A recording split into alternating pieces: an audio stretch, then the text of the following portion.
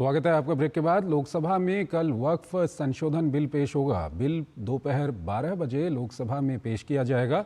Bill पर 8 घंटे चर्चा होगी। ज़रूरत के मुताबिक समय बढ़ाया जा सकता है। बिजनेस एडवाइजरी कमेटी की बैठक में इस बिल को सदन में पेश करने का फैसला किया गया। इससे पहले बिजनेस एडवाइजरी कमेटी की बैठक में विपक्षी दलों के सदस्यों ने भी हिस्सा लिया।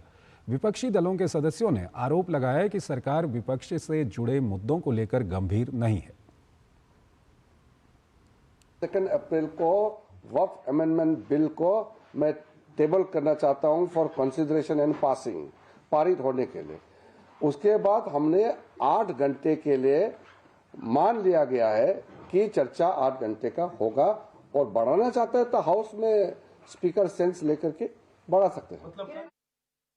संसदीय कार्य मंत्री किरण रिजिजू ने कहा कि सरकार इस संशोधन बिल पर चर्चा के लिए तैयार है। उन्होंने कहा कि जेपीसी में इस बिल पर व्यापक रूप से चर्चा हो चुकी है।